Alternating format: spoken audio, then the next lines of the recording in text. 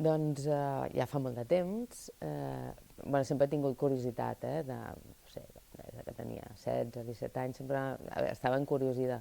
No havia tingut mai massa temps a posar-m'hi fins que em vaig veure obligada per una qüestió d'uns acúfens, que no sé si sabeu què és, que és un soroll que se sent a dins de l'oïda i que em van diagnosticar acúfens i que segurament era tensional. Vaig provar moltes coses i no em va funcionar massa i finalment vaig començar a fer acupuntura i els acúfens van baixar. No sé si...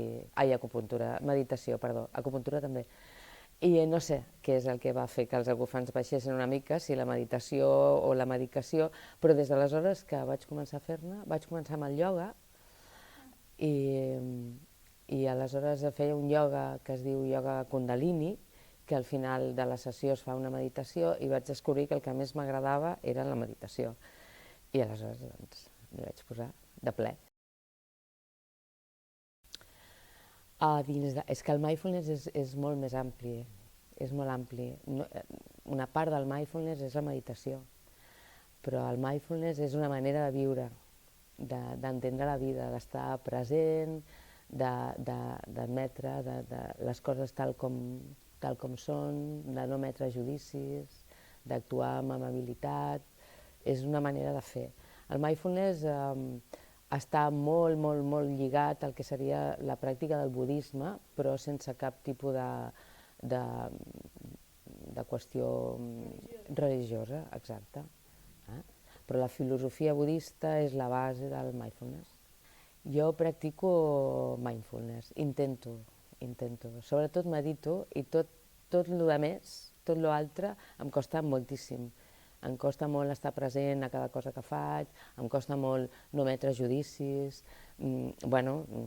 Estic treballant sobre això, però és difícil, és molt complicat.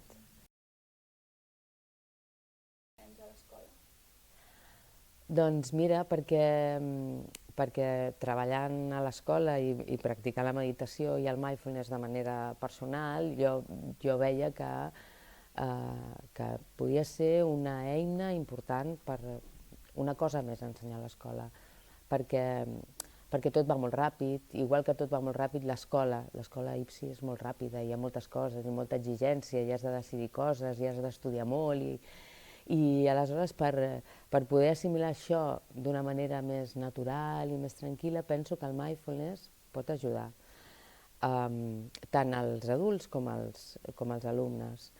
I ja fa molt de temps que pensava que podríem fer-ho i finalment es va presentar l'ocasió de poder fer-ho d'una manera seriosa a tota la primària i aquí estem, intentant-ho.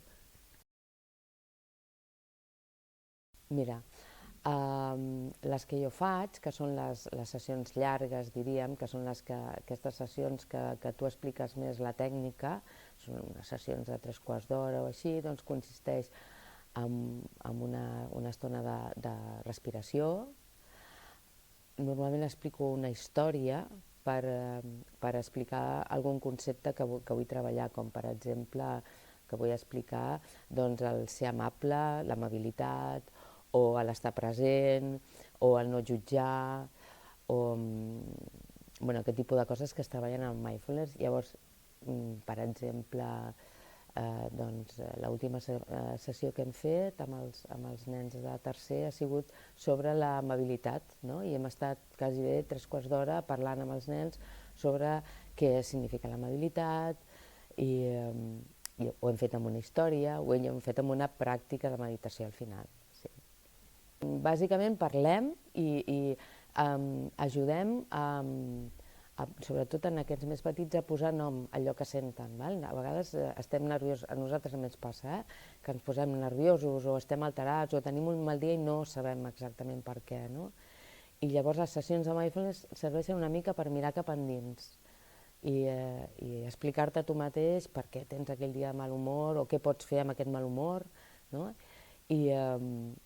I això es fa parlant amb els nens i fent preguntes als nens i els nens explicant, i us quedaríeu meravellades de veure com nens tan petits són capaços d'explicar-te què els hi està passant i de què manera.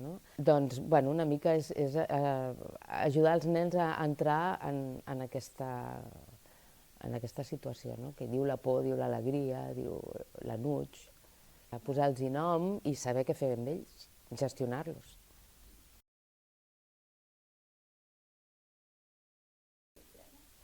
Aquestes sessions llargues, és una mica el que t'explicava, o sigui, al principi els hi costa molt, has de fer la sessió molt dinàmica i amb meditacions curtes, i després vas notant com al llarg de les 8 sessions al final pots estirar aquella meditació i és molt impressionant, quan tu estàs portant la meditació i calles un moment i notes que estan tots callats i respirant perquè estan anant cap endins, no?